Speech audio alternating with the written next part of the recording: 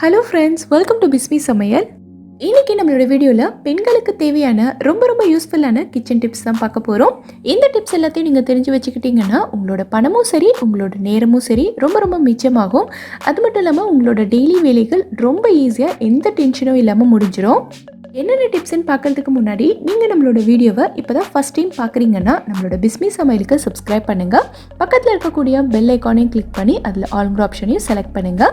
இப்போ நம்ம வீடியோக்குள்ளே போகலாம். நிறைய பேர் வீட்டிலையே கேக் செய்வீங்க. அவனில், குக்கரில் இல்லை கடாயில் எதில் வேணாலும் நம்ம ஈஸியாக கேக் செய்யலாம். ஆனால் அந்த மாதிரி கேக் செய்யும்போது நீங்கள் அடியில் இந்த மாதிரி ஒரு பட்டர் ஷீட் யூஸ் பண்ணுவீங்க. இந்த மாதிரி ஒரு பட்டர் ஷீட் போட்டுட்டு அதுக்கு மேலே தான் கேக் செய்கிறதுக்கு மாவு ஊற்றுவீங்க. இந்த மாதிரி பட்டர் ஷீட் எல்லாம் நம்ம எல்லாருமே கடையில் தான் வாங்குவோம். இந்த டிப்ஸை நீங்கள் தெரிஞ்சுக்கிட்டிங்கன்னா பட்டர் ஷீட் இனி காசு கொடுத்து கடையில் வாங்கவே மாட்டீங்க. எப்போவுமே நீங்களாவே 2 நிமிஷத்தில் இது ரெடி பண்ணிப்பீங்க. எப்படிங்கிறத பார்க்கலாம். பட்டர் ஷீட் செய்கிறதுக்காக நான் இன்றைக்கி ஒரு A4 ஷீட் எடுத்திருக்கேன். A4 ஷீட் தான் எடுக்கணுன்ற அவசியம் இல்லை. உங்கள் வீட்டில் எழுதாத வெள்ளை பேப்பர் எதுவாக இருந்தாலும் நீங்கள் எடுத்துக்கலாம். எனக்கு இன்றைக்கி ஒரே ஒரு பட்டர் ஷீட் போதுன்றதுனால நான் இந்த A4 ஷீட்டை 2ஆக மடக்கிக்கிறேன். உங்களுக்கு 2 பட்டர் பேப்பர் வேணும்னா நீங்கள் ஒரே நேரத்தில் 2 பேப்பர் எடுத்து ஒன்றுக்கு பின்னாடி ஒன்று வச்சுக்கோங்க. ஏன்னா நம்ம ஒரே ப்ராசஸில் 2 பட்டர் ஷீட் செஞ்சிடலாம். அதுக்காக தான்.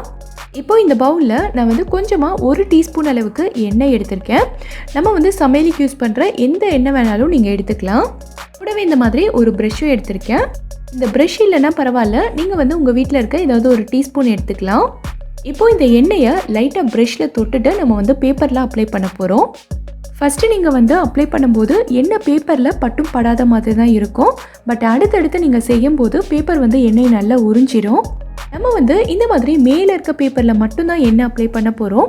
ஏன்னா பொதுவாகவே எண்ணெய் பேப்பரில் கொட்டுச்சுன்னா அது அடுத்தடுத்த பேப்பர்லையும் நல்லா உறிஞ்சிக்கும். அதே மாதிரி தான் நம்ம மேலே இருக்க பேப்பரில் மட்டும் எண்ணெய் அப்ளை பண்ணால் போதும், அடுத்த பேப்பர்லையும் இது ஈஸியாகவே உறிஞ்சிரும். இப்போ பார்த்தீங்கன்னா மேலே இருக்க இந்த பேப்பர் ஃபுல்லாகவே நான் எண்ணெய் அப்ளை பண்ணியிருக்கேன். நான் எடுத்து காட்டுறேன் பாருங்கள். நம்ம மேலே அப்ளை பண்ண எண்ணெய் கீழே இருக்க பேப்பரும் நல்லா உறிஞ்சிருக்கு. இப்போ இந்த பேப்பரை நான் விரித்து காட்டுறேன் பாருங்கள். இந்த பேப்பர் ஃபுல்லாகவே நல்ல எண்ணெய் அப்சர்வ் ஆகிருக்கு. இந்த பேப்பர் உறிஞ்சினது போக இன்னும் மீதி இதில் நிறைய எண்ணெய் இருக்குது பாருங்கள். இதை நம்ம என்ன பண்ணலான்னா, இந்த மாதிரி ஒரு டிஷ்யூ எடுத்து ஃபுல்லாக தொடச்சி விட்டுருங்க. 2 பக்கமும் நல்லா திருப்பி தொடச்சி விட்டுருங்க. இந்த மாதிரி டிஷ்யூ இல்லைன்னா பரவாயில்ல, ஒரு வெள்ளை துணி உங்கள் வீட்டில் இருந்ததுன்னா அதை எடுத்துகிட்டு இந்த மாதிரி நல்லா தொடச்சி விட்டுருங்க. கலர் துணி எடுத்து துடைக்கக்கூடாது. இந்த மாதிரி டிஷ்யூ வச்சு நல்லா தொடச்சி எடுத்துட்டிங்கன்னா ஒரு சூப்பரான பட்டர் ஷீட் நமக்கு 2 நிமிஷத்தில் ரெடி ஆயிடுச்சு. நீங்கள் ஒரே நேரத்தில் 2 பேப்பரை ஒன்றுக்கு பின்னாடி ஒன்று வச்சு செஞ்சிங்கன்னா ஒரே நேரத்தில் 2 பட்டர் ஷீட் கிடச்சிரும். இப்போது இந்த பட்டர் ஷீட்டை இந்த மாதிரி ஒரு கேக் மோல்டோட சைஸ்க்கு ஏற்ற மாதிரி ரொம்ப ஈஸியாக எப்படி கட் பண்ணலாங்கிறத பார்க்கலாம். இந்த பட்டர் ஷீட்டை 4ஆக மடிச்சுட்டு இப்போ அடுத்தடுத்து இந்த மாதிரி நல்லா மடிச்சிருங்க. இப்போ இதை கேக் மோல்டோட சென்டரில் இருந்து இந்த எட்ஜ் வரைக்கும் வச்சுட்டு இந்த இடத்துல நம்ம கட் பண்ணிக்கலாம். இந்த மாதிரி கட் பண்ணிவிட்டு நம்ம விரிச்சோன்னா கேக் மோல்டோட சைஸ்க்கு ஏற்ற மாதிரி கரெக்டாக இருக்கும். இதை உள்ளே வச்சுட்டு நீங்கள் இதுக்கு மேலே கேக்கோட பேட்டர் ஊற்றிக்கலாம். இதே மாதிரி தான் நீங்கள் குக்கர்லேயோ இல்லை கடாயிலையோ எதில் கேக் செய்ய போகிறீங்களோ அதில் இந்த பட்டர் ஷீட் யூஸ் பண்ணிக்கலாம். ரொம்ப யூஸ்ஃபுல்லாக இருக்கும். ட்ரை பண்ணி பாருங்கள். இப்போது அடுத்த டிப் என்னங்கிறத பார்க்கலாம். இப்போது இந்த ப்ரஷ்ஷில் நம்ம எண்ணெய் தொட்டு அப்ளை பண்ணோம் இல்லையா, நம்ம கேக் செய்கிறதுக்கு மட்டும் இல்லை, இந்த ப்ரஷ் தோசை சுடுறதுக்கோ இல்லை சப்பாத்தி சுடும்போது எண்ணெய் அப்ளை பண்ணுறதுக்கு கூட நமக்கு ரொம்ப ஈஸியாக இருக்கும். இப்போ இந்த ப்ரஷ்ஷை நம்ம எப்பவும் போல் டிஷ்வாஷர் போட்டு சாதாரணமாக கழுவுனோன்னா இதில் இருக்க எண்ணெய் பசை நமக்கு அந்த அளவுக்கு போகாது. நீங்கள் எப்பவும் போல் டிஷ்வாஷர் போட்டு கழுவிட்டு நல்லா காஞ்சதுக்கப்புறமா உங்கள் கையில் தொட்டு பாருங்கள். இந்த ப்ரஷ்ஷை நீங்கள் தொட்டு பார்த்தீங்கன்னா இந்த ப்ரஷ்ஷில் இருக்க எண்ணெய் பசை உங்களுக்கு நல்லா ஃபீல் ஆகும் உங்களோட விரல்களில். அதே மாதிரி இடுக்குகளில் இருக்கிற எண்ணெய் பசையும் நமக்கு அந்த அளவுக்கு போகாது.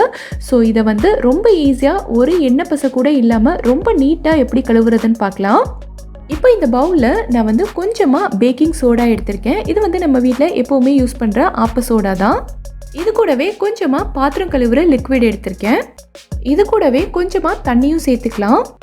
இப்போ இதை இந்த மாதிரி நல்லா கலந்து விட்டுட்டு இந்த ப்ரஷ்ஷை இதிலேயே ஒரு 10 நிமிஷத்துக்கு நல்லா ஊற விட்டுருங்க.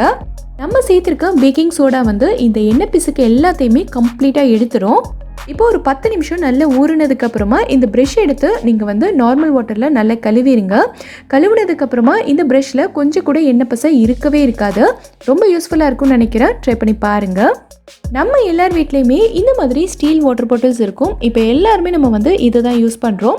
இந்த மாதிரி வாட்டர் பாட்டில்ஸ் எல்லாம் ரொம்ப சீக்கிரமாக இதோட கழுத்து பகுதியில் அடிப்பகுதியிலலாம் ஒரு மாதிரி வலுவழுப்பு தன்மையாயிரும். ஸோ இந்த மாதிரி வாட்டர் பாட்டில்ஸ் எல்லாம் நம்ம வந்து ப்ரஷ் யூஸ் பண்ணாமலேயே ரொம்ப ஈஸியாக எப்படி க்ளீன் பண்ணுறதுன்னு பார்க்கலாம். இதுக்கு நம்ம யூஸ் பண்ண போகிறது பார்த்திங்கன்னா இந்த மாதிரி அரிசி தான். கொஞ்சமாக அரிசி எடுத்து இந்த பாட்டிலுக்குள்ளே நான் வந்து போட்டுக்கிறேன். கூடவே கொஞ்சமாக நம்ம வந்து பாத்திரம் கழுவுறதுக்கு யூஸ் பண்ணுற லிக்விட் ஊற்றிக்கிறேன். இப்போது இது கூடவே கொஞ்சமாக தண்ணியும் சேர்த்துட்டு வாட்டர் பாட்டிலை நல்லா டைட்டாக க்ளோஸ் பண்ணிவிடுங்க. இப்போ இந்த வாட்டர் பாட்டிலை இந்த மாதிரி மேலேயும் கீழேயும் நல்லா குலுக்கி விட்டுருங்க. நம்ம இந்த பாட்டிலுக்குள்ளே சேர்த்துருக்கிற அரிசி வந்து ஒரு ஸ்க்ரப் மாதிரி உள்ளே இருக்கிற வலுவழுப்பு தன்மை எல்லாத்தையும் ரொம்ப நீட்டாக க்ளீன் பண்ணிடும். இந்த மாதிரி நல்லா குலுக்கி விட்டதுக்கப்புறமா இந்த பாட்டிலை நீங்கள் எப்பவும் போல் நல்லா கழுவி எடுத்துட்டிங்கன்னா உள்ளே இருக்கிற வலுவழுப்பு தன்மை எல்லாமே கம்ப்ளீட்டாக நமக்கு போயிடும். ட்ரை பண்ணி பாருங்கள். இப்போது அடுத்த டிப் என்னங்கிறத பார்க்கலாம். நம்ம எல்லாருமே காலையில் பார்த்திங்கன்னா ரொம்ப அவசரமாக சமைச்சிட்ருப்போம்.